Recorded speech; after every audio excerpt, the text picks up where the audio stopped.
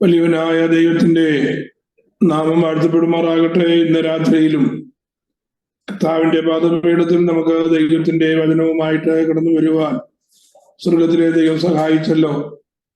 സുമിലായിരിക്കുന്ന എല്ലാ പ്രിയപ്പെട്ടവരെയും ഓർത്ത് ദൈവത്തിന് സ്തോത്രം ചെയ്യുന്നു. താല്പര്യത്തോടെ ദൈവവചനം പഠിക്കുവാൻ കാണിക്കുന്ന ഈ നല്ല ശുഷ്കാന്തി, പ്രൈസ് ദി ലോർഡ്. ദൈവത്തിന് ഹല്ലേലൂയ ഇഷ്ടമാണ്. നമ്മുടെ ഭാഗ്യപദവിയെ നമുക്ക് ഒരുക്കുന്നതാണ്. എല്ലാറ്റിലുപരിയായി ജ്ഞാനം വർദ്ധിപ്പാൻ ഇടയായിട്ട് തീരും. നിത്യതയ്ക്ക് അത് സഹായകരമായി തീരും. നമ്മുടെ പ്രത്യാശയെ വർദ്ധിപ്പിക്കും. നമ്മുടെ ആത്മീക ജീവിതത്തിന് ശക്തി പകരുന്നതാണ് ദൈവവചന പഠനം.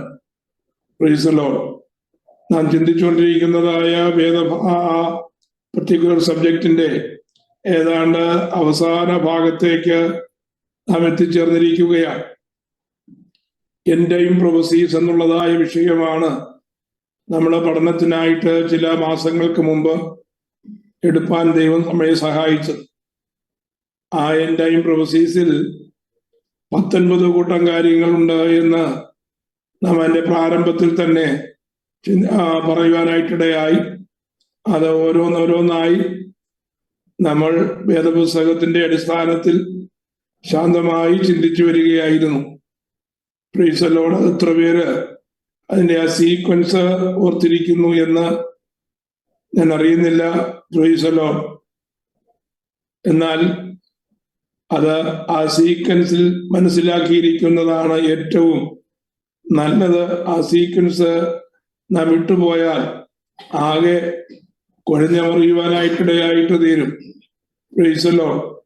സ്വർഗത്തിൽ നടക്കുന്നതായ കാര്യങ്ങൾ ഉൾപ്പെടെ, പ്രത്യേകിച്ച് ഭൂമിയിൽ സഭയുടെ ഉത്പ്രാപണത്തിനു ശേഷം മഹത്വപ്രത്യക്ഷത വരെയുള്ളതായ സമയങ്ങളിൽ ആ 7 വർഷം ഭൂമിയിൽ നടക്കുന്നതായ കാര്യങ്ങൾ ഒഴികെയുള്ള വിഷയമാണ് ഈ 19 വിഷയങ്ങളായി നാം ചിന്തിച്ചത് എന്ന് നിങ്ങൾ മനസ്സിലാക്കി കാണുമല്ലോ.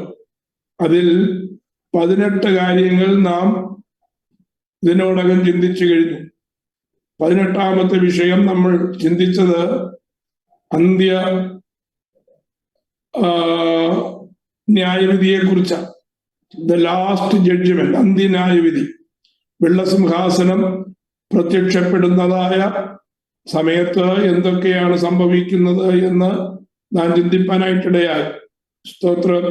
അതിന്റെ ആ സീക്വൻസ് ഞാൻ വേഗത്തിലൊന്ന് പറഞ്ഞു പോകാം. അവസാനത്തെ ഇനി ഏതാനും 1 or 2 ക്ലാസ് കൊണ്ട് നമ്മുടെ ഈ ടോപ്പിക്ക് തീരും.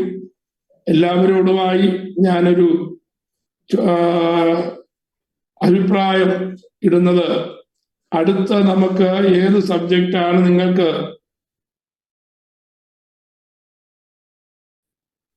അറിയിച്ചാൽ ആ വിഷയത്തുള്ളതായ ബന്ധത്തിൽ നമുക്ക് തുടർന്ന് ചിന്തിപ്പാനുള്ളതായ ക്രമീകരണം ഞാൻ ചെയ്യുന്നതായിരിക്കും. Praise the lord. നിങ്ങൾക്കറിയുവാൻ താല്പര്യമുള്ളതായ വിഷയങ്ങൾ നിങ്ങൾ ആഗ്രഹത്തോടെ ചോദിക്കുക, എന്നത് അറിയിച്ചാൽ നല്ലതായിരുന്നു. Praise the lord. നമ്മൾ അറിയേണ്ടതായിട്ടുള്ളതായ വിഷയങ്ങൾ, എന്നാൽ അറിഞ്ഞുകൂടാത്തതായ വിഷയങ്ങൾ അനേകം നമുക്ക് തിരുവചനത്തിലുണ്ടല്ലോ. Praise the lord. അങ്ങനെയുള്ളതായ വിഷയങ്ങളിൽ ഏതെങ്കിലും നിങ്ങളുടെ മനസ്സിലുണ്ട്, ഇന്ന വിഷയത്തെക്കുറിച്ച് എനിക്ക് കൂടുതൽ അറിഞ്ഞാൽ കൊള്ളാം എന്ന് താല്പര്യം നിങ്ങളുടെ ഹൃദയത്തിലുണ്ട് എങ്കിൽ യാതൊരു ഉപേക്ഷയും കൂടാതെ, മടി കൂടാതെ, ലജ്ജ കൂടാതെ നിങ്ങൾക്ക് പേഴ്സണലി എന്നോട് ചോദിപ്പാൻ സ്വാതന്ത്ര്യമുണ്ട്. കർത്താവായ ദൈവമാനായി നമ്മെ സഹായിക്കുമാറാകട്ടെ. കഴിഞ്ഞ 18 വിഷയങ്ങൾ, 1ാമത്തെ വിഷയം അന്ത്യകാലത്തിന്റെ ആരംഭത്തിങ്കൽ സംഭവിച്ചതാണ്. 2000 വർഷത്തിന് മുമ്പ് സംഭവിച്ചതായ 1ാമത്തെ സംഭവമാണ് പോറിംഗ് ഓഫ് ഹോളി സ്പിരിറ്റ്. 2ാമത് ഇനിയും സംഭവിപ്പാനിരിക്കുന്നതായ ഏറ്റവും അടുത്ത പ്രവചന നിവൃത്തി എന്ന് പറയുന്നത് കർത്താവിന്റെ മേഘപ്രത്യക്ഷതയാണ്. The secret coming of Jesus Christ. 3ാമത് എടുക്കപ്പെടുന്നതായ ദൈവസഭയെ ശുദ്ധീകരിക്കുവാൻ സിംഹാസനത്തിന്റെ മുമ്പിൽ നിന്ന്, സ്വർഗത്തിലെ ദൈവത്തിന്റെ സിംഹാസനത്തിന്റെ മുമ്പിൽ നിന്ന് പുറപ്പെടുന്ന തീക്കടൽ ഉണ്ട് എന്ന് നമ്മൾ ചിന്തിച്ചു. അവിടെ ശുദ്ധീകരണം നടക്കുവാനായിട്ടിടയായിത്തി. നാലാമത്തെ വിഷയം, അത് കഴിഞ്ഞ് കടന്നു ചെല്ലുന്നതായ വിശുദ്ധന്മാർക്ക് വിശുദ്ധന്മാരുടെ ന്യായവിധിയുണ്ട്. അത് ക്രിസ്തുവിന്റെ ന്യായാസനമാണ് എന്ന് നമ്മൾ ചിന്തിച്ചു. അതാണ് നാലാമത്തെ വിഷയം, ജഡ്ജ്മെന്റ് ഓഫ് ദ സെയിൻസ്. അഞ്ചാമത്തെ വിഷയം, ആ സിംഹാസനത്തിന്റെ മുമ്പിൽ വെച്ച് വിശുദ്ധന്മാർക്കുള്ളതായ പ്രതിഫല വിഭജനം, അതായത് റിവാർഡ്സ് ഫോർ ദ സെയിൻസ്, അഞ്ചാമത്തെ വിഷയമാണ്. നമ്മൾ ചിന്തിച്ച ആറാമത്തെ വിഷയം സ്വർഗത്തിൽ നടക്കുന്നതായ യുദ്ധമാണ്. അതിൽ പിശാച് ആ യുദ്ധത്തിൽ തോറ്റ് ഭൂമിയിലേക്ക് വെട്ടപ്പെട്ട് വീഴുന്നതായിട്ട് നമ്മൾ ചിന്തിപ്പാനായിട്ടിടയായി വെളിപ്പാട് പുസ്തകത്തിന്റെ അടിസ്ഥാനത്തിൽ. ആറാമത്തെ വിഷയം വാർ ഇൻ ദ ഹെവൻ. ഏഴാമത്തെ വിഷയം നമ്മൾ ചിന്തിച്ചത് അതിനുശേഷമാണ് കുഞ്ഞാടിന്റെ കല്യാണം. നമ്മൾ കാത്തിരിക്കുന്ന, നമുക്ക് പ്രത്യാശ തരുന്ന, നമുക്ക് സന്തോഷം തരുന്നതായ ഏറ്റവും വലിയ വിഷയം എന്ന് പറയുന്നത് മാരേജ് ഓഫ് ദ ലാം, കുഞ്ഞാടിന്റെ കല്യാണമാണ്. കുഞ്ഞാടിന്റെ കല്യാണത്തിന് നാം കുഞ്ഞാടിന്റെ മണവാട്ടിയായിട്ടാണ് നമ്മുടെ വാഴ്ത്തപ്പെട്ട കർത്താവിനോട് ചേർന്ന് നിൽക്കുവാനായിട്ട് പോകുന്നത്. എട്ടാമത്തെ വിഷയം നമ്മൾ ചിന്തിച്ചത് ദ ക്രൗണിങ് ഓഫ് മെസ്സിഹയാണ്. മെസ്സിഹായുടെ കിരീടധാരണം, ലോകത്തിന്റെ അധിപനായി സ്വർഗത്തിൽ നമ്മുടെ വാഴ്ത്തപ്പെട്ട കർത്താവിനെ ചക്രവർത്തിയായി വാഴിക്കുന്നതായ ആ കിരീടധാരണം, എട്ടാമത്തെ വിഷയം ദ ക്രൗണിങ് ഓഫ് മെസ്സിഹ. ഒൻപതാമത്തെ വിഷയം എന്ന് പറയുന്നത് അത് കഴിഞ്ഞിട്ടാണ് കർത്താവിന്റെ മഹത്വ പ്രത്യക്ഷത ഒലിവുമലയിൽ.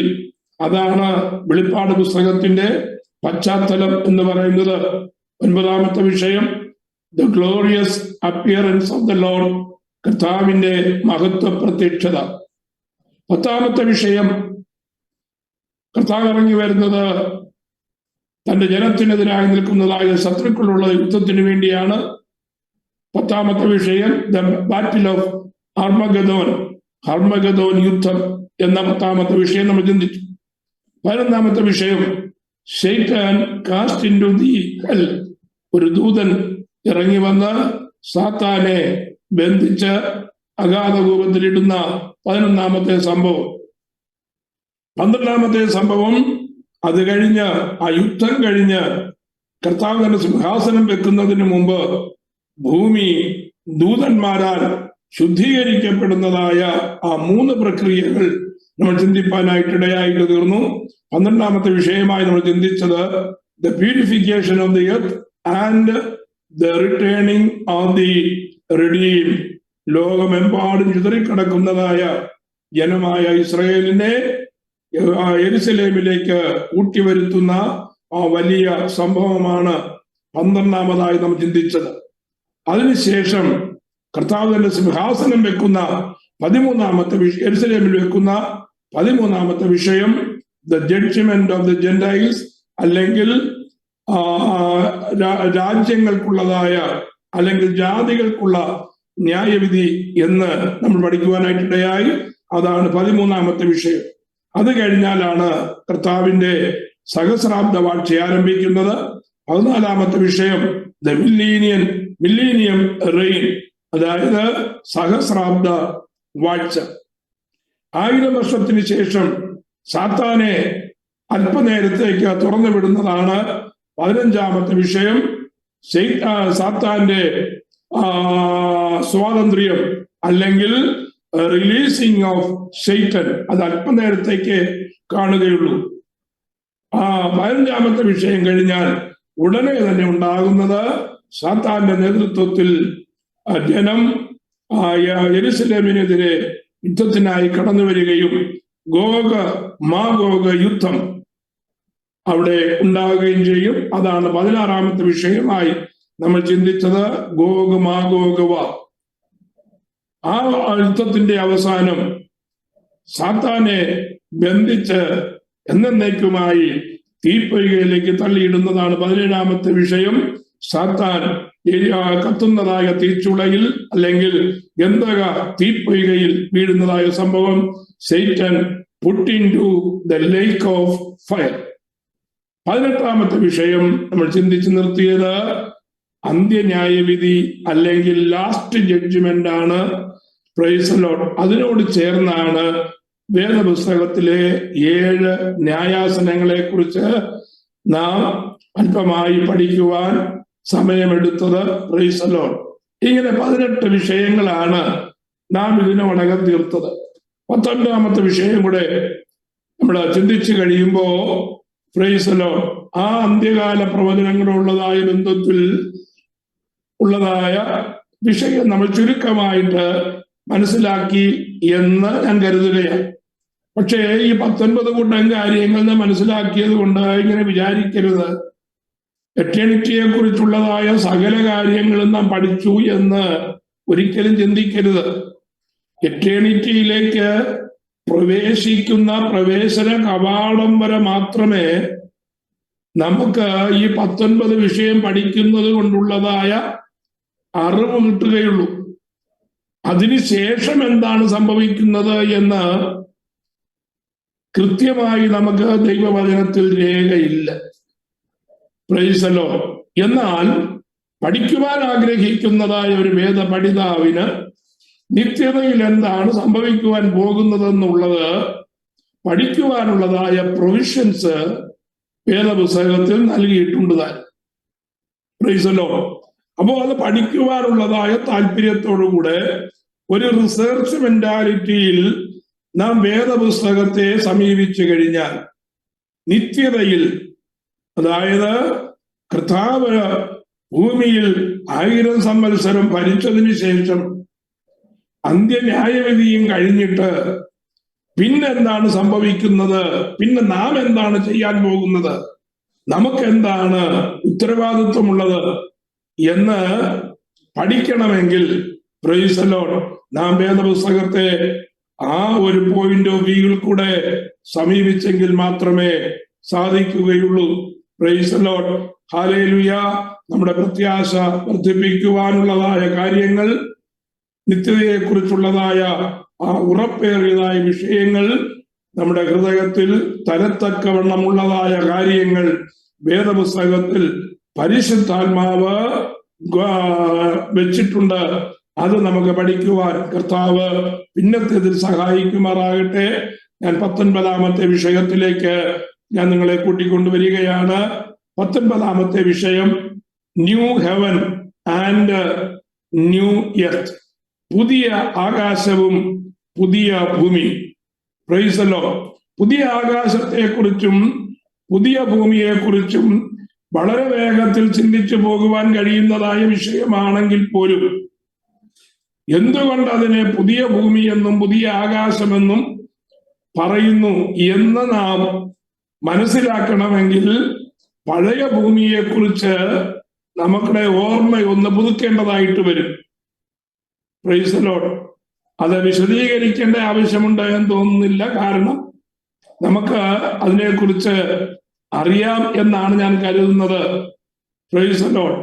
ആ 19ാമത്തെ വിഷയത്തുള്ളതായ ബന്ധത്തിൽ തിരുവചനം എന്താണ് പറയുന്നത് എന്ന് നമുക്ക് പ്രാരംഭമായി ചില വാക്യങ്ങൾ വായിക്കാം.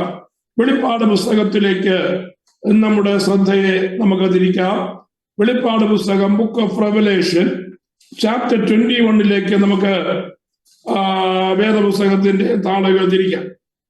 Price the Lord. വെളിപ്പാട് പുസ്തകം 21 അധ്യായത്തിന്റെ 1 മുതലുള്ളതായ വാക്യങ്ങളൊന്ന് വായിച്ചാൽ. ഞാൻ പുതിയ ആകാശവും പുതിയ ഭൂമിയും കണ്ടു. 1-ാമത്തെ ആകാശവും 1-ാമത്തെ ഭൂമിയും ഒഴിഞ്ഞുപോയി, സമുദ്രവും ഇനിയില്ല. പുതിയ യെരൂശലേം എന്ന വിശുദ്ധ നഗരം ഭർത്താവിനായി അലങ്കരിച്ചിട്ടുള്ള മണവാട്ടിയെ പോലെ ഒരുങ്ങി സ്വർഗ്ഗത്തിൽ നിന്ന് ദൈവസന്നിധിയിൽ നിന്ന് തന്നെ ഇറങ്ങുന്നത് ഞാൻ കണ്ടു.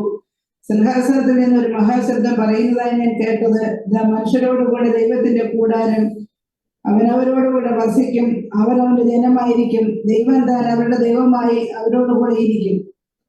ദൈവം അവരുടെ കണ്ണിൽ നിന്ന് കണ്ണുനീരെല്ലാം തുടച്ചു കളയും. ഇനി മരണമുണ്ടാകുകയില്ല, ദുഃഖവും മുറവിളിയും കഷ്ടതയും ഇനിയും ഉണ്ടാകുകയില്ല. ഒന്നാമത്തേത് കഴിഞ്ഞുപോയി. സിംഹാസനത്തിൽ ഇരിക്കുന്നവൻ ഇതാ ഞാൻ സകലവും പുതുതാക്കുന്നുവെന്ന് അരുളി ചെയ്തു. എഴുതുക, ഈ വചനം വിശ്വാസയോഗ്യവും സത്യവുമാകുന്നുവെന്ന് അവൻ കൽപ്പിച്ചു. പ്രാരംഭ ഭാഗങ്ങളാണ് നാം വായിച്ചത്.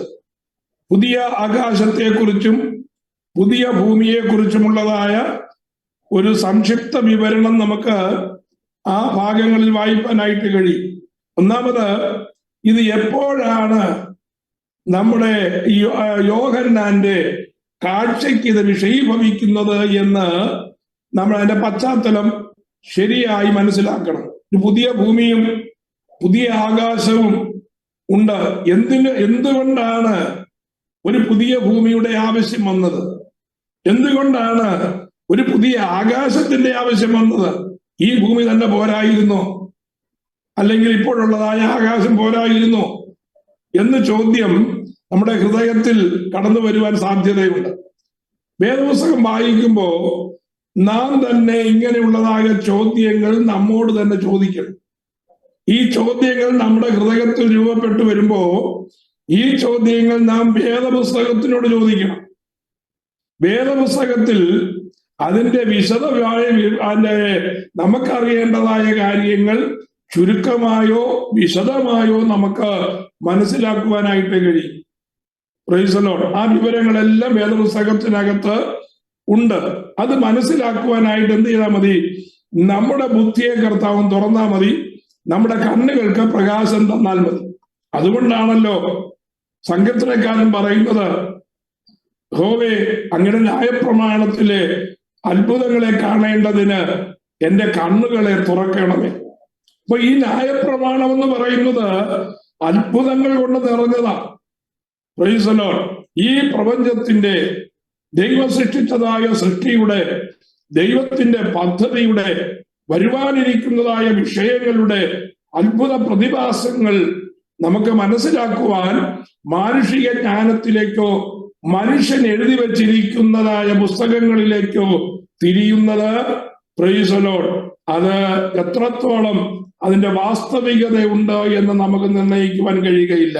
പലതും മനുഷ്യന്റെ ബുദ്ധിയിൽ നിന്ന്, അവന്റെ ചിന്തയിൽ നിന്ന് ഉരുത്തിരിയുന്നതായ വിഷയങ്ങളായതുകൊണ്ട് പലതും വേദപുസ്തകത്തിൽ നിന്ന് വളരെ അകന്നു നിൽക്കുന്നതായ വിവരണങ്ങളാണ് നമുക്ക് ലഭിക്കുക. അതുകൊണ്ട് വേദപുസ്തകം മാറ്റിവെച്ചിട്ട്, അല്ലെങ്കിൽ വേദപുസ്തകത്തിന്റെ സഹായത്താൽ അല്ലാതെ മറ്റേത് പുസ്തകത്തെ നമ്മൾ റെഫർ ചെയ്താലും ഒരിക്കലും നമ്മൾക്ക് കിട്ടുന്നതായ നമ്മൾ ചെയ്യുന്നതായ പഠനമോ നമ്മൾക്ക് കിട്ടുന്നതായ അറിവോ വാസ്തവമായിരിക്കുകയില്ല. അത് സത്യത്തിൽ നിന്ന് ഒത്തിരി അകലത്തിലായിരിക്കും. അതുകൊണ്ട് ഒരു വേദപഠിതാവിന്റെ ഏറ്റവും വലിയ അടിസ്ഥാനം എന്ന് പറയുന്നത് തിയോളജിക്കൽ ഗ്രന്ഥങ്ങളായിരിക്കരുത്, വേദപുസ്തകം തന്നെ ആയിരിക്കണം. Price the Lord. അപ്പോ നമ്മളിവിടെ വായിച്ചത് പുതിയ ആകാശവും പുതിയ ഭൂമിയും യോഹന്നാൻ കണ്ടു എന്നുള്ളതാണ്. അതിന്റെ പശ്ചാത്തലം എന്താണ്? തൊട്ടു മുമ്പിൽ 20-ാമത്തെ അധ്യായത്തിൽ അവന്റെ ഒടുവിൽ നമ്മൾ പഠിച്ചു നിർത്തിയതായ ഭാഗം. ആ ഭാഗത്ത് നമ്മൾ വായിച്ചത് ഇപ്പോഴുള്ളതായ ഭൂമി എന്ത് ചെയ്തു? ഓടിപ്പോയി, അത് കാണാനില്ലാതായിപ്പോയി എന്ന് യോഹന്നാൻ പറയുന്നു. അതിനെന്ത് സംഭവിച്ചു എന്നുള്ളതായ കാര്യം പത്രോസ് തന്റെ 2-ാം ലേഖനത്തിൽ രേഖപ്പെടുത്തിയിട്ടുള്ളത് നമ്മൾ കഴിഞ്ഞ ദിവസം ചിന്തിച്ചു. എന്താണ് പത്രോസ് പറഞ്ഞിരിക്കുന്നത്? ഭൂമിയും അതിലെ മൂലപദാർത്ഥങ്ങളും കത്തിയഴിയും. കത്തി അഴിഞ്ഞു പോകുമെന്നാണ്, ചാമ്പലായി പോകുമെന്നല്ല, കത്തി അഴിഞ്ഞു പോകും. Price the Lord. കത്തി അഴിഞ്ഞു പോകുമെന്ന് പറഞ്ഞാൽ എല്ലാ വസ്തുക്കളും നമുക്കറിയാം അതിന്റെ മോളിക്യൂൾസ് കൊണ്ടാണ് ഉണ്ടാക്കിയിരിക്കുന്നത്. മോളിക്യൂൾസിനെ വീണ്ടും വിഭജിച്ചു കഴിഞ്ഞാൽ ആറ്റംസ് ആയി മാറും. ആറ്റംസിനെ വീണ്ടും വിഭജിച്ചു കഴിഞ്ഞാൽ ഇലക്ട്രോണും ന്യൂട്രോണുമായി മാറും. ആ ന്യൂട്രോണിനെ വീണ്ടും വിഭജിച്ചു കഴിഞ്ഞാൽ ന്യൂക്ലിയസ് ആയി മാറും. ന്യൂക്ലിയസിനെ വീണ്ടും വിഭജിച്ചു കഴിഞ്ഞാൽ ന്യൂട്രോണും പ്രോട്ടോണുമായി മാറും. വീണ്ടും അതിന് രൂപാന്തരം സംഭവിച്ചാൽ അത് പ്ലാസ്മ എന്നുള്ളതായ മറ്റൊരവസ്ഥയിലേക്ക് മാറ്റപ്പെടുമെന്നാണ് ഫിസിക്സ് പറയുന്നത്.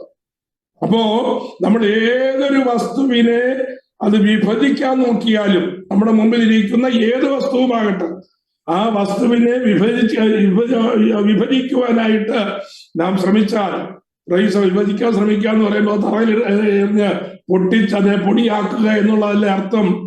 അതിന്റെ കെമിക്കൽ കമ്പോണൻസ് ആയിട്ട് മാറ്റിയാൽ ഇങ്ങനെയാണ് വിഭജിക്കുവാനായിട്ട് കഴിയുക. പക്ഷേ ഇത് വിഭജിക്കപ്പെടുമ്പോ ഇതിനെ കൂട്ടിച്ചേർത്ത് വെച്ചിരിക്കുന്നതായ വലിയ ഒരു ശക്തിയുണ്ട്. ഒരാറ്റത്തെ അതിന്റെ ഇലക്ട്രോണും ന്യൂട്രോണും തമ്മിൽ ബന്ധിപ്പിച്ച് നിർത്തുന്ന ഒരു വലിയ ശക്തിയുണ്ട്. ഈ ശക്തി വിഭജിക്കത്തക്ക രീതിയിൽ ഒരു പ്രഹരം ഒരു ആറ്റത്തിന്മേൽ ഏൽപ്പിച്ചു കഴിഞ്ഞാൽ ആറ്റം എന്ത് ചെയ്യുന്നറിയാമോ? ഇലക്ട്രോണും ന്യൂട്രോണുമായിട്ട് വിഭജിക്കപ്പെടും. അങ്ങനെ വിഭജിക്കപ്പെടുമ്പോ ഇതിനെ തമ്മിൽ ചേർത്ത് നിർത്തുന്ന ആ എനർജി അത് റിലീസാകും. അത് റിലീസാകുമ്പോൾ ലഭിക്കുന്നതായ എനർജിയുടെ കണക്ക്, എത്ര ക്വാണ്ടിറ്റിയാണ് എനർജി അത് പ്രൊഡ്യൂസ് ചെയ്യുക എന്നുള്ളത് കണ്ടുപിടിച്ചതാണ് സർ ഐസക് ന്യൂട്ടന്റെ തത്വം എന്ന് പറയുന്നത്, തിയറി ഓഫ് ഐസക് ന്യൂട്ടൺ. അദ്ദേഹം ഒരു ഫോർമുല ഉണ്ടാക്കി. ആ ഫോർമുല ഇങ്ങനെയാണ് പറയുന്നത്: E=mc². അതിൽ m എന്ന് പറയുന്നത് മാസ് ഓഫ് ദ ബോഡിയാണ്, c എന്ന് പറയുന്നത് velocity of the light. Velocity of the light എന്ന് പറയുന്നത് പെർ സെക്കൻഡിൽ 1,86,000 മൈലാണ്. അതിന്റെ സ്ക്വയർ എടുക്കുക, അല്ലെങ്കിൽ 1,86,000 ഗുണം 1,86,000 ഗുണം ആ വസ്തുവിന്റെ മാസ് എന്ന് പറയുന്നതാണ് എനർജി, ആ എമിറ്റ് ചെയ്യുന്നതായ എനർജിയുടെ കണക്ക്. നമ്മുടെ ബുദ്ധിയിൽ ഒതുങ്ങാത്തതായ എനർജിയാണ് ഒരാറ്റം വിഘടിക്കുമ്പോൾ ഉണ്ടാകുന്നത്. ഈ തത്വമാണ് ആറ്റം ബോംബ് ഉണ്ടാക്കുവാനായിട്ട് ശാസ്ത്രജ്ഞന്മാർ ഉപയോഗിച്ചതായ തത്വം ഇതാണ്. ഞാൻ പറഞ്ഞു വന്നത്, പത്രോസ് അന്ന് പറഞ്ഞു മൂലപദാർത്ഥങ്ങൾ കത്തിയഴിയും. ഈ മൂലപദാർത്ഥങ്ങൾ അതിന്റെ ആറ്റംസ് ആയിട്ട് വിഭജിക്കപ്പെടുമെന്നാണ് പത്രോസ് അന്ന് പറഞ്ഞത്. അങ്ങനെ വിഭജിക്കപ്പെടുമ്പോ ഉണ്ടാകുന്നതായ എനർജി അതിന്റെ ആ പ്രഹരം മൂലം എന്ത് ചെയ്യും? അത് തീയായിട്ടങ്ങ് മാറും, അഗ്നിയായിട്ട് അതങ്ങ് മാറും. അങ്ങനെ മാറുമ്പോ ആ എനർജി ഫയർ ആയിട്ട് തീർന്നു കഴിഞ്ഞാൽ അത് ആർക്കും തടുത്തു വെക്കാൻ കഴിയില്ല. ഭൂമി മുഴുവനും ആ തീ കൊണ്ട് സ്വയം കത്തി അഴിയും എന്നാണ് പത്രോസ് 2000 വർഷങ്ങൾക്ക് മുമ്പ് വെറും മീൻപിടുത്തക്കാരനായിരുന്നതായ, ഇവൻ എവിടാ വിദ്യാഭ്യാസം ഉള്ളത് എന്ന് യഹൂദന്മാർ നോക്കി പരിഹസിച്ചതായ പത്രോസ് രേഖപ്പെടുത്തി വെച്ചിരുന്നത്. അത് ഈ കഴിഞ്ഞ നൂറ്റാണ്ടിലാണ് അതിന്റെ രഹസ്യം ഈ ആധുനിക ശാസ്ത്രത്തിന് മനസ്സിലാക്കുവാൻ കഴിഞ്ഞതെങ്കിൽ ദൈവത്തിന്റെ ജ്ഞാനം എത്ര വലുതാണ് പ്രിയമുള്ളവരെ. അങ്ങനെ ആ ഭൂമി എന്ത് ചെയ്യുന്നു? അതിലെ സകല പദാർത്ഥങ്ങളും, ഭൂമിയുടെ ഉപരിതലം മുഴുവനും, ഉപരിതലത്തിലുള്ളതായ വൃക്ഷലതാദികൾ മുഴുവനും, ഇന്ന് കാണുന്നതായ എല്ലാ ബിൽഡിങ്ങുകളും സകലതും അത് കത്തി അഴിഞ്ഞ് മാറുവാനായിട്ടിടയായിട്ട് തീരും. അത് കത്തി അഴിയുന്നത് കൊണ്ട് യോഹന്നാൻ കണ്ടത് ഭൂമി ദൈവത്തിന്റെ സന്നിധിയിൽ നിന്ന് വാനിഷായി പോകുന്നത്, മാഞ്ഞു പോകുന്നത് യോഹന്നാൻ കാണുകയാണ്. അതാണ് 20-ാം അധ്യായത്തിൽ യോഹന്നാൻ രേഖപ്പെടുത്തിയിരുന്നത്. അപ്പൊ എന്തില്ല? ഭൂമിയില്ല. എന്തുകൊണ്ടാണ് ഭൂമി അങ്ങനെ കത്തി അഴിയേണ്ടതായി വന്നത്? ദൈവം ആ ഭൂമിയെ സൃഷ്ടിച്ചത് എങ്ങനെയാണ്? ദൂതന്മാർക്ക് പാർക്കുവാൻ തക്കവണ്ണം യോഗ്യമായി വളരെ മനോഹരമായിട്ടാണ് ഭൂമിയെ ദൈവം സൃഷ്ടിച്ചത്. പക്ഷേ അന്ന് ഭൂമിയിൽ ഉണ്ടായിരുന്നതായ, ഭൂമിയുടെ അധിപനായിരുന്നതായ ലൂസിഫർ പാപം ചെയ്ത് കഴിഞ്ഞപ്പോ ആ ഭൂമി ശപിക്കപ്പെട്ടതായി മാറ്റപ്പെടുവാനായിട്ടിടയായി. പക്ഷെ അത് നശിച്ചു പോകാതിരിക്കാൻ ദൈവം എന്ത് ചെയ്തു? അതിനെ ഐസ് കൊണ്ടങ്ങ് പൊതിഞ്ഞിട്ട് ദൈവത്തിന്റെ ആത്മാവ് അതിന്മേൽ ഇങ്ങനെ വ്യാപരിച്ചു കൊണ്ടിരുന്നു. സൂക്ഷിച്ച് ഒരു മുട്ടയുടെ മേൽ കോഴി അടയിരിക്കുന്നത് പോലെ പരിശുദ്ധാത്മാവിന്റെ കരങ്ങൾ ഈ ഭൂമിയെ അമ്മ തന്റെ കുഞ്ഞിനെ ചേർത്ത് വെക്കുന്നത് പോലെ ചേർത്ത് പിടിച്ചു എന്നാണ് ഉൽപ്പത്തി പുസ്തകത്തിന്റെ ഹല്ലേലൂയ 1-2 വാക്യങ്ങളിൽ എബ്രായ ഭാഷയിൽ എഴുതി വച്ചിരിക്കുന്നത്. ഭൂമിയെ എങ്ങനെയാണ് പരിശുദ്ധാത്മാവ് സൂക്ഷിച്ചെന്ന് പറയട്ടെ. ഒരമ്മ തന്റെ കുഞ്ഞിനെ, പിഞ്ചു കുഞ്ഞിനെ മാറോട് ചേർത്ത് എങ്ങനെ സുരക്ഷിതമായി വെക്കുമോ അത്രത്തോളം സുരക്ഷിതമായിട്ടാണ് പരിശുദ്ധാത്മാവ് ഭൂമിയെ സംരക്ഷിച്ചിരുന്നതെന്നാണ് വേദപുസ്തകം രേഖപ്പെടുത്തിയിരിക്കുന്നത്. നമ്മൾക്ക് കിട്ടിയിരിക്കുന്നതായ അല്ലെങ്കിൽ മലയാളം വേദപുസ്തകത്തിലോ ഇംഗ്ലീഷ് വേദപുസ്തകത്തിലോ ആ ആശയം കാണുവാൻ കഴിയത്തില്ലെങ്കിലും എബ്രായ ഭാഷയിൽ അത് തന്നെയാണ് അതിന്റെ അർത്ഥമായി രേഖപ്പെടുത്തിയിരിക്കുന്നത്. ഞാൻ ഒരിക്കൽ വാക്കുകളൊക്കെ പറഞ്ഞെന്നാണ് എന്റെ ഓർമ്മ. പ്രൈസ് പോട്ടെ. അപ്പോ ആ ഭൂമിയെയാണ് ദൈവം എന്ത് ചെയ്തത്? വീണ്ടും ഒന്ന് റിനോവേറ്റ് ചെയ്ത് ഏദൻ തോട്ടമാക്കി ആദമിനും ഹവ്വയ്ക്കും കൊടുത്തത്. ആദമിന് ഹവ്വയ്ക്കും കൊടുത്തു കഴിഞ്ഞപ്പോ ആദമും ഹവ്വയും പാപം ചെയ്തു. ആ ആദം ചെയ്തതായ പാപം നിമിത്തം ഭൂമിയിൽ വീണ്ടും ശാപം കടന്നു വരുവാനിടയായി.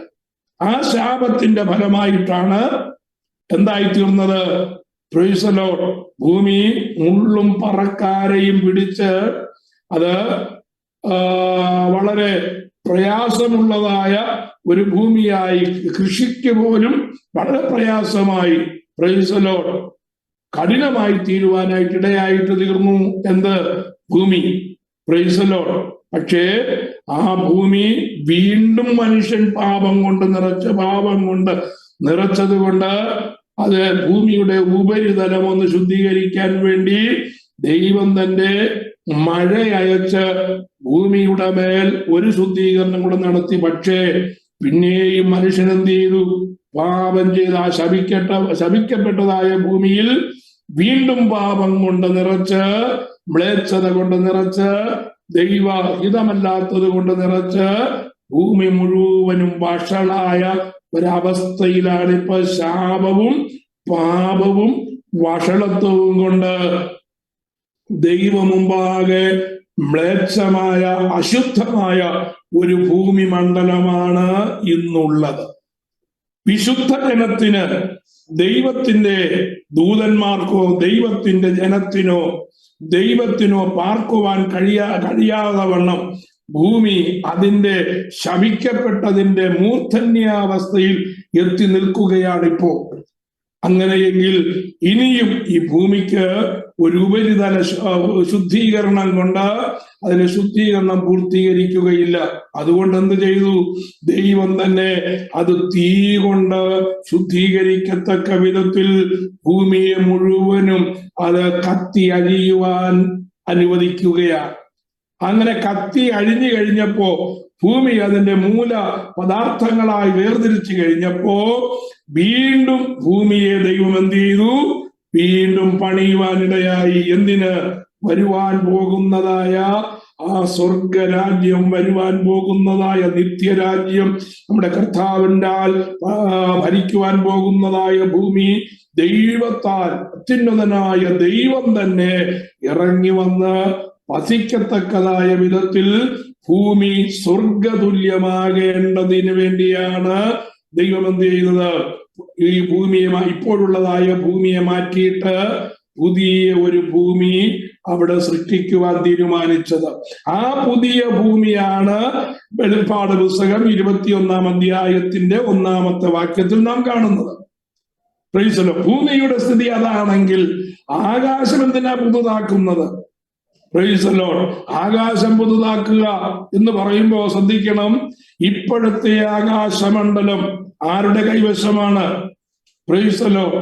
ഭൂമിയിൽ നിന്ന് പുറത്താക്കപ്പെട്ടതായ സാത്താനും അവന്റെ സംഘവും അത് അധികാരം പിടിച്ചെടുത്ത് അവന്റെ സിംഹാസനം വെച്ചിരിക്കുന്നത് ആകാശമണ്ഡലങ്ങളിലാണ്.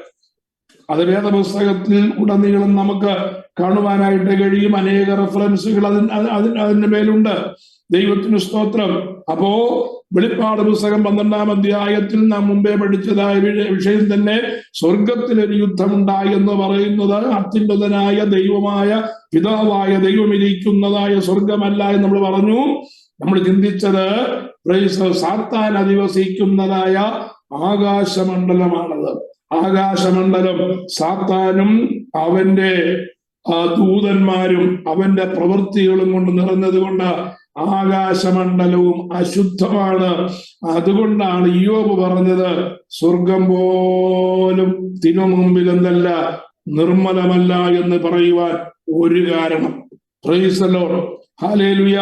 അപ്പോ പിശാച് ഇപ്പോൾ അധികാരം പ്രാപിച്ചിരിക്കുന്നതായ മലിനമാക്കി വച്ചിരിക്കുന്നതായ ആകാശമണ്ഡലം അത് കർത്താവിന് മാറ്റേണ്ടത് ആവശ്യമാണ്. ഈ പ്രപഞ്ചം മുഴുവനും സ്വർഗരാജ്യമായി തീർക്കേണ്ടതിന് വേണ്ടി ഈ ആകാശമണ്ഡലത്തെയും ദൈവം മാറ്റി വിശുദ്ധമായ ദൈവത്തിന് വാഹനമായി പറക്കുവാൻ, വാഹനമായി യാത്ര ചെയ്യുവാൻ ഉപയുക്തമാകത്തക്ക രീതിയിൽ ആകാശമണ്ഡലവും ശുദ്ധീകരിക്കപ്പെടേണ്ടതുണ്ട്. അതുകൊണ്ട് ഇപ്പോഴുള്ളതായ സാത്താന്യ അധികാരത്തിലിരുന്നതായ ആകാശമണ്ഡലത്തെ ദൈവം മാറ്റി ഒരു പുതിയ ആകാശം സൃഷ്ടിപ്പാൻ ദൈവം മനസ്സിലിരിക്കുകയാണ്. അപ്പൊ പുതിയ ആകാശവും പുതിയ ഭൂമിയും അവിടെ ദൈവം ഉണ്ടാക്കി. Price the Lord. പിന്നെ ഒന്നാമത്തെ ആകാശവും ഒന്നാമത്തെ ഭൂമിയും ഒഴിഞ്ഞുപോയി, സമുദ്രവും ഇനിയില്ല. കർത്താവ് ഇനി ഉണ്ടാക്കാനിരിക്കുന്നതായ ഈ ഭൂമിയിൽ എന്തില്ല? പുതിയ ഭൂമിയിൽ സമുദ്രമില്ല. Price the Lord. വളരെ നാളുകൾക്ക് മുമ്പ് ആദാമ്യ ഭൂമിയെയും പ്രൈസ് ദി ലോർഡ് ദൈവം ഉണ്ടാക്കാനിരിക്കുന്നതായ പുതിയ ഭൂമിയെയും കുറിച്ചുള്ളതായ ഒരു താരതമ്യ പഠനം ഞാൻ നിങ്ങളുടെ മുമ്പിൽ കൊണ്ടുവന്ന് ഞാൻ ഓർക്കുന്നു. ഏതാണ്ട് 20-ലധികം താരതമ്യങ്ങൾ നമുക്ക് കാണുവാനായിട്ട് കഴിയും. Price the Lord. ശപിക്കപ്പെട്ടതായ ഭൂമിയിൽ ദൈവം കൊടുത്തതായ എല്ലാ കാര്യങ്ങളും അനുഗ്രഹിക്കപ്പെട്ടതായ പുതിയ ഭൂമിയിൽ ഇല്ല എന്നുള്ള കാര്യം നമ്മൾ അന്ന് ആ താരതമ്യ പഠനത്തിൽ ചിന്തിപ്പാനായിട്ടിടയാൽ നോട്ട്സ് എഴുതിയിട്ടുള്ളവർക്ക് മറിച്ച് നോക്കിയാൽ ഒരുപക്ഷെ ആ നോട്ട്സ് നിങ്ങൾക്ക് കാണുവാനായിട്ട് കഴിയും. Price the Lord. അപ്പോ ഒന്നാമത്തെ ഭൂമിയിൽ എന്തുണ്ട്? സമുദ്രമുണ്ട്. പക്ഷേ ഇനിയും കർത്താവ് ഉണ്ടാക്കുവാനിരിക്കുന്ന പുതിയ ഭൂമിയിൽ എന്തില്ല? സമുദ്രമില്ല. ഇല്ലാത്തതായ ഇപ്പോഴുള്ളതും ഇനിയും ഇല്ലാത്തതുമായ പല കാര്യങ്ങളും നമുക്ക് തുടർന്ന് ചിന്തിപ്പാനായിട്ട് കഴിയും. 2-ാമത്തെ വാക്യത്തിലേക്ക് കടന്നു വരുമ്പോ അവിടെ വായിക്കുന്നത്, And John saw the holy city, New Jerusalem, coming down from God out of heaven, prepared as a bride adorned for her husband. Adorned for her husband എന്നാണ് എഴുതിയിരിക്കുന്നത്. പുതിയ യെരൂശലേം എന്ന വിശുദ്ധ നഗരം ഭർത്താവിനായി അലങ്കരിച്ചിട്ടുള്ള മണവാട്ടിയെ പോലെ ഒരുങ്ങി സ്വർഗത്തിൽ നിന്ന് ദൈവസന്നിധിയിൽ നിന്ന് തന്നെ ഇറങ്ങുന്നത് ഞാൻ കണ്ടു. ഇവിടെ നമ്മൾ ശ്രദ്ധിച്ച് പഠിച്ചില്ല എങ്കിൽ ആകെ കോംപ്ലിക്കേഷൻ വരാനായിട്ട് സാധ്യതയുണ്ട്. Praise the Lord. നമ്മുടെ ശരിയായിട്ടുള്ള പാർപ്പിടം എവിടാണെന്നും പുതിയ ഭൂമി ആർക്കാണെന്നും ഒക്കെ നമുക്ക് പലപ്പോഴും കൺഫ്യൂഷൻ വരാൻ സാധ്യതയുണ്ട്. Praise the lord. യോഹന്നാൻ കാണുന്നതായ കാര്യം, പുതിയ യെരൂശലേം എന്ന വിശുദ്ധ നഗരം, ഈ വിശുദ്ധ നഗരം ഏതാണ്? യോഹന്നാന്റെ സുവിശേഷം 14-ാം അധ്യായം വായിക്കുമ്പോൾ നമുക്ക് ഈ വിശുദ്ധ നഗരത്തിന്റെ വിവരണങ്ങൾ കർത്താവ് നൽകുന്നത് കാണുവാനായിട്ട് കഴിയും. ഞാൻ നിങ്ങൾക്ക് മാൻഷൻസ് ഒരുക്കുവാൻ, കൊട്ടാരങ്ങൾ ഒരുക്കുവാൻ പോകുകയാണ്. ഞാൻ നിങ്ങൾക്ക് കൊട്ടാരങ്ങൾ ഒരുക്കിയാൽ ആ കൊട്ടാരത്തിൽ ഞാൻ ഇരിക്കുന്ന ഇടത്ത് നിങ്ങളെയും ഇരുത്തേണ്ടതിന് നിങ്ങളെ വന്ന് എൻ്റെ അടുക്കൽ കൂട്ടിക്കൊണ്ടു പോകും. നമുക്ക് വേണ്ടി, അതായത് പുതിയ നിയമസഭയ്ക്ക് വേണ്ടി കർത്താവ് ഒരുക്കുന്നതായ കൊട്ടാരമുണ്ട്. നാം മുമ്പ് വിഷയങ്ങളെ കുറിച്ച് ചിന്തിച്ചു വന്നപ്പോ വിശുദ്ധന്മാർക്കുള്ളതായ പ്രതിഫലം വിഭാജിക്കപ്പെട്ടതിന് ശേഷം നമ്മെ കർത്താവിന്റെ മണിയറയിലേക്ക് കൂട്ടിക്കൊണ്ടുപോകുമെന്ന് നമ്മൾ ചിന്തിപ്പാനിടയായി.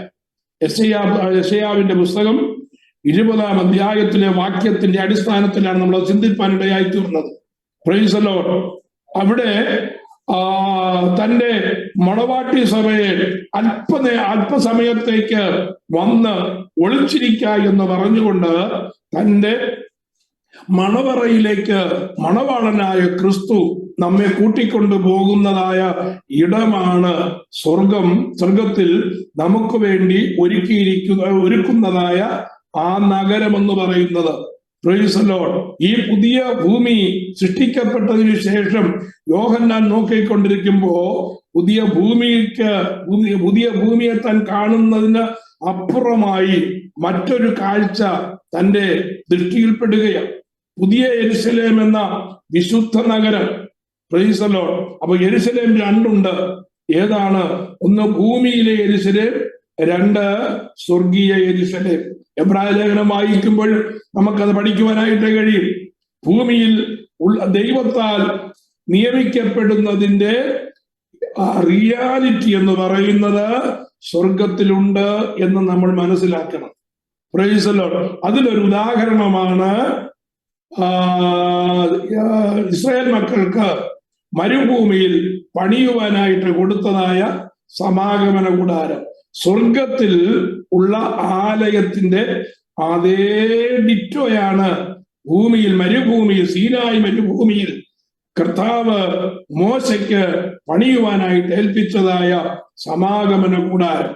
സ്വർഗത്തിൽ എന്തൊക്കെയുണ്ടോ അതിന്റെ എല്ലാം ഒരു ഡിറ്റോ, ഒരു ഇമേജ് കർത്താവ് ഭൂമിയിൽ ഒരുക്കുവാൻ ഹല്ലേലൂയ നേരത്തെ തന്നെ സന്നദ്ധനാണ്. പക്ഷേ പ്രൈസ് ദി ലോർഡ്, ഭൂമിയിലെ മനുഷ്യർ അത് സമ്മതിക്കുന്നില്ല. പക്ഷെ തന്റെ ജനമായ ഇസ്രായേലിന് ദൈവം കൊടുത്തതായ പട്ടണമാണ്, ദാവീദ് മുഖാന്തരം കൊടുത്ത പട്ടണമാണ് യെരുശലേം. ആ യെരുശലേം എന്ന് പറയുന്നത് പ്രൈസ് ദി ലോർഡ് സ്വർഗീയ യെരുശലേമിന് തുല്യമായിരിക്കാനായിട്ടാണ് ദൈവം കൊടുത്തതെങ്കിലും ഹല്ലേലൂയ ദൈവത്തിന്റെ ജനം ദൈവത്തെ തിരസ്കരിച്ചത് കൊണ്ട് അത് ഇപ്പോൾ വിശുദ്ധമല്ലാത്ത ഒരവസ്ഥയിലേക്ക് മാറ്റപ്പെടുകയുണ്ടായി നമുക്കറിയാം. Price the Lord. അപ്പോ സ്വർഗത്തിൽ നിന്ന് ഇറങ്ങി വരുന്നതായ ഈ നഗരത്തെ ആര് കാണുകയാണ്? യോഹന്നാൻ കാണുകയാണ്. യോഹന്നാൻ മനസ്സിലായി, ഇത് കർത്താവായ യേശുക്രിസ്തു പുതിയ നിയമസഭയ്ക്ക് വേണ്ടി ഒരുക്കിയിരിക്കുന്നതായ ആ പട്ടണമാണ്, ആ യെരുശലേം എന്നതായ വിശുദ്ധ നഗരം. ഭർത്താവിനായി അലങ്കരിച്ചിട്ടുള്ള മണവാട്ടിയെ പോലെ ഒരുങ്ങി സ്വർഗത്തിൽ നിന്ന് ദൈവസന്നിധിയിൽ നിന്ന് തന്നെ ഇറങ്ങുന്നത് ഞാൻ കണ്ടു. അപ്പം ഉയരത്തിൽ നിന്ന് ഈ സ്വർഗീയ യെരുശലേം ഇങ്ങനെ ഇറങ്ങി വരികയാണ്. 3-ാമത്തെ വാക്യത്തിൽ സിംഹാസനത്തിൽ നിന്ന് ഒരു മഹാശബ്ദം പറയുന്നതായി ഞാൻ കേട്ടത്, ഇതാ മനുഷ്യരോട് കൂടെ ദൈവത്തിന്റെ കൂടാരം, അവൻ അവരോട് കൂടെ വസിക്കും, അവർ അവന്റെ ജനമായിരിക്കും, ദൈവം താൻ അവരുടെ ദൈവമായി അവരോട് കൂടെ ഇരിക്കും.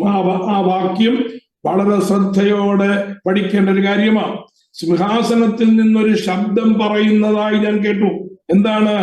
ഇതാ മനുഷ്യരോടുകൂടെ ദൈവത്തിന്റെ കൂടാരം. Price the Lord. പുതിയ ഭൂമിയെ നോക്കിയല്ല അങ്ങനെ പറഞ്ഞത്. അത് പറഞ്ഞത് സ്വർഗത്തിൽ നിന്ന് ഇറങ്ങി വരുന്ന ആ പുതിയ യെരുശലേം എന്ന് പറയുന്നതായ നഗരത്തെയാണ് അവിടെ വിവക്ഷിച്ചിരിക്കുന്നത്. Price the Lord. ദൈവത്തിന്റെ കൂടാരം എന്ന് പറഞ്ഞിരിക്കുന്നത് സ്വർഗത്തിൽ നിന്ന് ഇറങ്ങി വരുന്ന ഈ പുതിയ യെരുശലേമാണ്. തുടർന്നുള്ളതായ വാക്യഭാഗം നമ്മൾ ചിന്തിക്കുമ്പോ ഈ നഗരത്തിന്റെ ശരിയായിട്ടുള്ള അളവ് പറഞ്ഞിട്ടുണ്ട്. അതിന് 1200 മൈൽ നീളം, 1200 മൈൽ വീതി, 1200 മൈൽ ഉയരമുള്ളതായ ഒരു പട്ടണമാണ് ഈ പട്ടണമെന്ന് യോഹന്നാൻ രേഖപ്പെടുത്തിയിട്ടുണ്ട്. അപ്പൊ അതിന്റെ അളവ് വരെ കൃത്യമാണ്. Price the Lord. 1200 മൈൽ നീളവും 1200 മൈൽ വീതിയും 1200 മൈൽ ഉയരവുമുള്ളതായ ഒരു മഹാപട്ടണം. ആ പട്ടണം ഇങ്ങനെ മുകളിൽ നിന്ന് ഇറങ്ങി വരുമ്പോ സ്വർഗത്തിൽ സിംഹാസനത്തിൽ നിന്ന് ഒരു ശബ്ദം മുഴങ്ങുകയാ. ഇതാ ഭൂമിയിൽ ഇതാ എന്താണ് ആ ശബ്ദം? Praise Lord. മനുഷ്യരോടുകൂടെ ദൈവത്തിന്റെ കൂടാരം എന്നുള്ളതായ വാക്ക് നമ്മൾ ഇംഗ്ലീഷിൽ വായിക്കുന്നത് ടെന്റ് എന്നല്ല, ടബർനാക്കിൾ എന്നാണ് വായിക്കേണ്ടത്. പ്രൈസ്. അതാണ് അതിന്റെ ഹല്ലേലൂയ ശരിയായിട്ടുള്ളതായ പദവ്യാഖ്യാനം. ചില വേർഷനുകളിൽ ടെന്റ് എന്ന് എഴുതിയിട്ടുണ്ട്. ടെന്റും ടബർനാക്കിളും തമ്മിൽ വലിയ വ്യത്യാസമുണ്ട്. ടെന്റ് എന്ന് പറയുന്നത് താൽക്കാലികമായി ഉണ്ടാക്കുന്നതായ കൂടാരങ്ങളാണ്. Praise the lord. അത് ഒരു ഉദാഹരണത്തിന് പറഞ്ഞു കഴിഞ്ഞാൽ ഉൽപ്പത്തി പുസ്തകത്തിൽ ടെന്റിന്റെ പ്രത്യേകത എന്ന് പറഞ്ഞാൽ ഭവനമില്ലാത്തവർക്ക് പാർക്കുവാനായി താൽക്കാലികമായി അടിച്ചുകൂട്ടുന്നതായ കൂടാരമാണ്. Praise the lord. അവർക്കത് പൊളിച്ചു കളയാനായിട്ട് കഴിയും, നശിപ്പിച്ച് കളയാനായിട്ട് കഴിയും, എടുത്തു മാറ്റിക്കൊണ്ടു പോകുവാനായിട്ടൊക്കെ കഴിയും. Price the Lord. പക്ഷേ ടബർനാക്കിൾ എന്ന് പറയുമ്പോൾ ദൈവം നൽകിയിരിക്കുന്നത്, യഹോവയായ ദൈവം നൽകിയിരിക്കുന്നതായ വിവരണം അങ്ങനെയല്ല. Praise the lord. അബ്രഹാം അമ്രയുടെ തോപ്പിൽ തന്റെ കൂടാരത്തിന്റെ മുമ്പിൽ ഇരിക്കുമ്പോ 3 പുരുഷന്മാർ വന്ന് അവർ കൂടാരത്തിന്റെ വെളിയിൽ മുറ്റത്ത് വൃക്ഷത്തിന്റെ തണലിലിരുന്ന് അവര് ഭക്ഷിച്ച് പാനം ചെയ്ത് പോയതായിട്ട് നമുക്ക് കാണുവാനായിട്ട് കഴിയും. കൂടാരം എന്ന് പറയുന്നത് താൽക്കാലികമായിരിക്കുന്നതായ ഭവനമാണ്. ടബർനാക്കിൾ എന്ന് പറയുന്നത് അത്യുന്നതനായ ദൈവം വസിക്കാനായിട്ട് ഭൂമിയിൽ സ്ഥാപിക്കപ്പെട്ടതായ ദൈവത്തിന്റെ മന്ദിരമാണ് എന്ന് സമാഗമന കൂടാരം. ഇത് താൽക്കാലികമല്ല, അത് സ്ഥിരമാണ്. ഈ സമാഗമന കൂടാരത്തെ കുറിച്ച് നമ്മൾ പഠിക്കുമ്പോ ഈ സമാഗമന കൂടാരം എവിടെ അടിച്ച് എന്ന് പറഞ്ഞാലും അവരുടെ മരുഭൂമിയിൽ യാത്രയിൽ അവർ എവിടെയൊക്കെ പാളയമിറങ്ങിയോ ഇസ്രായേൽ ജനത്തിന്റെ പാളയത്തിന്റെ നടുവിൽ ഇവർ ഈ സമാഗമന കൂടാരം അടിക്കും. ഈ സമാഗമന കൂടാരം അടിക്കുമ്പോ ദൈവം എങ്ങനെയാണോ സമാഗമന കൂടാരം പണിയുവാനായിട്ട് പറഞ്ഞത് അതേ ഓർഡറിലാണ് അവർ ആ സമാഗമന കൂടാരം എവിടെ അടിച്ചാലും അടിക്കുന്നത്. അവിടെ ദൈവത്തിന്റെ തേജസ് വസിക്കുന്നതായ പെട്ടകം സ്ഥിരമായിരിക്കുകയാണ്. സമാഗമന കൂടാരം ടബർനാക്കിൾ എന്ന് പറയുമ്പോ ദൈവം സ്ഥിരമായി വസിപ്പാനായി തിരഞ്ഞെടുത്തിരിക്കുന്നതായ ഇടമാണ്. അപ്പോ ഈ കാണുന്നതായ മുകളിൽ നിന്ന് ഇറങ്ങി വരുന്നതായ ഈ നഗരം ദൈവത്തിന്റെ കൂടാരം, ദൈവത്തിന്റെ ടബർനാക്കിൾ ഓഫ് ഗോഡ്, ദൈവത്തിന്റെ ടബർനാക്കിളാണ്. അത് എന്താണ് അതിന്റെ പ്രത്യേകത? ഈ ഭൂമിയിലേക്ക് ഇറങ്ങി വരുന്നതായ ഈ നഗരത്തിലാണ് ദൈവം വസിക്കുന്നത്. Price the Lord. പുതിയ ഭൂമിയിലല്ല ദൈവം വസിക്കുന്നത്. പുതിയ ഭൂമിയിലേക്ക് ഇറങ്ങി വരുന്ന ഈ പുതിയ യെരുശലേം എന്നതായ നഗരമാണ് കർത്താവ് മനുഷ്യരോടുകൂടെ വസിപ്പാനായി തിരഞ്ഞെടുത്തിരിക്കുന്നതായ നഗരം. ഈ നഗരത്തിന്റെ മറ്റൊരു സവിശേഷത യോഹന്നാൻ 3-ാമത്തെ വാക്യത്തിൽ രേഖപ്പെടുത്തിയിട്ടുണ്ട്. എന്താണ് പറഞ്ഞേക്കുന്നത്? Price the Lord. 2-ാമത്തെ വാക്യത്തിൽ മണവാട്ടിയെ പോലെ ഒരുങ്ങി സ്വർഗത്തിൽ നിന്ന് ദൈവസന്നിധിയിൽ നിന്ന് തന്നെ ഇറങ്ങുന്നത് ഞാൻ കണ്ടു. അപ്പൊ മണവാട്ടിയെ പോലെ എന്ന് പറയാൻ കാരണം അതിനകത്ത് പാർക്കുന്നതായ ഒരു കൂട്ടരുണ്ട്. ആ നഗരത്തിനകത്ത് പാർക്കുന്നതായ കൂട്ടരാരാണ്? പുതിയ നിയമസഭയായ നമ്മളുടെ കൂടാരമാണത്. ആ കൂടാരത്തിന്റെ സവിശേഷത നമുക്ക് തുടർന്നുള്ളതായ ഭാഗങ്ങളിൽ ചിന്തിപ്പാനായിട്ട് കഴിയും. വളരെ ത്രില്ലാണ് നമുക്ക് ആ ഭാഗങ്ങൾ പഠിക്കുമ്പോൾ നമുക്ക് കിട്ടുന്നതായ ഉള്ളിലെ സന്തോഷം എന്ന് പറയുന്നത്.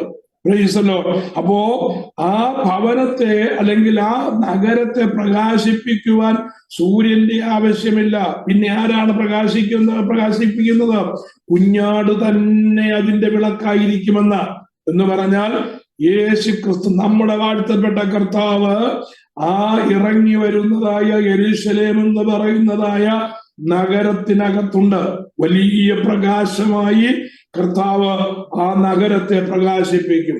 Price the Lord. കർത്താവിനോട് കൂടെ മണവാട്ടി എന്നുള്ളതായ പദത്തിൽ ആയിത്തീർന്നതായ നാം പുതിയ നിയമ സഭ എന്ന് പറയുന്നത് ആ വിശുദ്ധ നഗരത്തിലായിരിക്കും. പുതിയ ഭൂമിയിലല്ല, ആ ഇറങ്ങി വരുന്നതായ വിശുദ്ധ നഗരത്തിലായിരിക്കും. Price the Lord. അപ്പൊ അവിടുത്തെ അന്തേവാസികൾ ആരൊക്കെ ഉണ്ട് ഇപ്പോ നമ്മുടെ ചിന്തയിൽ വന്നത്?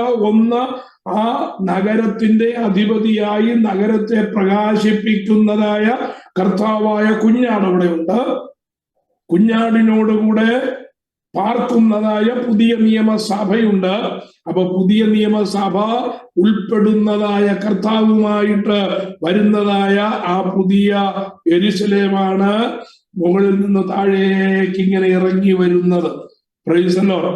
അത് ഭൂമിയിൽ ഇറങ്ങി വന്നു എന്ന് യോഹന്നാൻ രേഖപ്പെടുത്തിയിട്ടില്ല. Praise the lord. അത് അന്തരീക്ഷത്തിൽ തന്നെ നിൽക്കുന്നോ എന്നുള്ള കാര്യവും നമുക്ക് തീർച്ചയില്ല. പിന്നെ അത് സമചതുരമാണോ അല്ലെങ്കിൽ ഒരു പിരമിഡ് പോലെ സ്തൂപമാണോ എന്നും നമുക്ക് ഇതിനകത്ത് ഈ വിവരണത്തിനകത്ത് നിന്ന് തിരിച്ചറിയുവാനായിട്ട് കഴിയുന്നില്ല. Price the Lord. ഒരു സ്തൂപം എടുത്താലും അതിന്റെ നീളവും വീതിയും ഇതുപോലെ തന്നെ വരാം. Price the Lord. സ്തൂപം എന്ന് പറയുന്നത് പിരമിഡിന്റെ ആകൃതി, നീളവും അതിന്റെ വീതിയും, ബേസിന്റെ നീളവും വീതിയും 1200 അതിന്റെ ഉയരമെന്ന് പറയുന്ന ആൾട്ടിറ്റ്യൂഡ് എന്ന് പറയുന്നത് 1200 മൈലുമായിട്ട് അങ്ങനെയും വരാം. ഒന്നുകിൽ സമചതുരമായിരിക്കാം, അല്ലെങ്കിൽ സ്തൂപത്തിന്റെ ആകൃതിയിൽ പിരമിഡിന്റെ ആകൃതിയിലായിരിക്കാം. പക്ഷെ എങ്ങനെയായാലും അതിനകത്ത് നാം കർത്താവായ യേശുക്രിസ്തുവിനോടുകൂടെ പാർക്കുവാനുള്ളതായ ഇടമാണ്, നമുക്കൊരുങ്ങുന്നതായ നഗരമാണെന്ന് ഓർക്കുമ്പോ പ്രൈസ് ദി ലോർഡ്, ഇവിടെ ഒന്നുമില്ലെങ്കിലും സന്തോഷമായിരിക്കാൻ നമുക്ക് കഴിയത്തില്ലേ? ഹല്ലേലൂയ. നമ്മുടെ കരങ്ങൾ ശൂന്യമാണെങ്കിലും പ്രൈസ് ദി ലോർഡ്, കർത്താവിന്റെ വചനപ്രകാരം ജീവിക്കുന്ന ഒരു ദൈവ പൈതലിന് സന്തോഷിപ്പാൻ മറ്റെന്താണ് വേണ്ടിയത്? ഹല്ലേലൂയ. ആ കൂടാരത്തിന് ഇറങ്ങി വരുമ്പോ കേൾക്കുന്നതായ ശബ്ദം എന്നേക്കുമായി കർത്താവിന്റെ അത്യുന്നതനായ ദൈവം മനുഷ്യരോടുകൂടെ പാർക്കുവാൻ തിരഞ്ഞെടുത്തിരിക്കുന്നതായ നഗരമാണത്. Praise the lord. അതൊരു പക്ഷേ ഭൂമിയിൽ ഇറങ്ങി വരാം, അല്ലെങ്കിൽ ഭൂമിക്ക് മുകളിൽ അങ്ങനെ നിൽക്കാം, ഒരു ഉപഗ്രഹം പോലെ അങ്ങനെ നിൽക്കാം. Price the Lord. ഈ പുതിയ ഭൂമിയിൽ ഇല്ലാത്തതായ പല കാര്യങ്ങൾ നമുക്ക് കാണുവാനായിട്ട് കഴിയുമ്പോൾ ഞാൻ വായിക്കുകയാണ്. Price the Lord. നമ്മുടെ വാഴ്ത്തപ്പെട്ട കർത്താവിനെ നാം നേരിട്ട് കാണുമ്പോൾ നമുക്ക് ദീർഘനാൾ കാണാതിരുന്നതായ, വളരെ സ്നേഹിക്കുന്നതായ ഒരു വ്യക്തിയെ കാണുമ്പോൾ നമുക്ക് ഉള്ളത്തിൽ ഭയങ്കര സന്തോഷം വരും. സന്തോഷം വന്നു കഴിഞ്ഞാൽ എന്ത് സംഭവിക്കും? ആ സന്തോഷം കൊണ്ട് നമ്മൾ കരഞ്ഞു പോകും ഒരു നിമിഷത്തേക്കെങ്കിലും. Praise the lord. ദീർഘനാൾ കാണുവാൻ ആഗ്രഹിച്ച് കൊതിയോടെ ഇരിക്കുന്നതായ നമ്മുടെ ഏറ്റവും അടുത്ത പ്രിയപ്പെട്ടവർ നമ്മുടെ അടുത്തേക്ക് വരുമ്പോ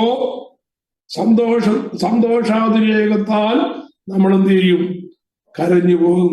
നമ്മുടെ വാഴ്ത്തപ്പെട്ട കർത്താവ്, നാം പ്രത്യാശയോടെ കാണുവാൻ ആഗ്രഹിക്കുന്ന കർത്താവ്, പ്രൈസ് ദി ലോർഡ്, ആ കർത്താവിനെ കാണുമ്പോ നാം ഇമോഷണൽ ആകുമെന്നുള്ളതിന് യാതൊരു സംശയവുമില്ല.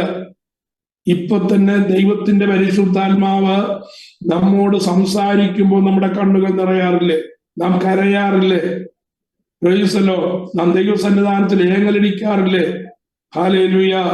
അതൊരു സാമീപ്യം മാത്രമാകുമ്പോ വാസ്തവമായി ഫിസിക്കലി കോണ്ടാക്റ്റോടുകൂടെ അത്യുന്നതനായ നമ്മുടെ കർത്താവുമായിട്ട് നാം അടുത്തു വരുമ്പോ നാം ദൈവസന്നിധാനത്തിൽ നിയന്ത്രിക്കുവാൻ കഴിയാത്ത രീതിയിൽ കരയുവാൻ ഹല്ലേലൂയ സാധ്യതയുണ്ട്.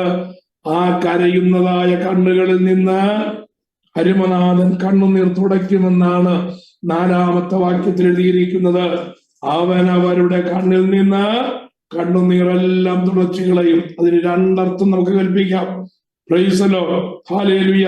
ഈ ഭൂമിയിൽ നാം അനുഭവിച്ചതായ വേദനയും ഈ ഭൂമിയിൽ കർത്താവിന്റെ നാമത്തിനു വേണ്ടി നാം അനുഭവിച്ചതായ ഭാരവും നാം അനുഭവിച്ചതായ ദുഃഖവും ഹല്ലേലൂയ എന്നേക്കുമായി നമ്മുടെ കണ്ണിൽ നിന്ന് തുടച്ചു മാറ്റും. ആ കണ്ണുനീർ എന്നേക്കുമായി തുടച്ചു മാറ്റും.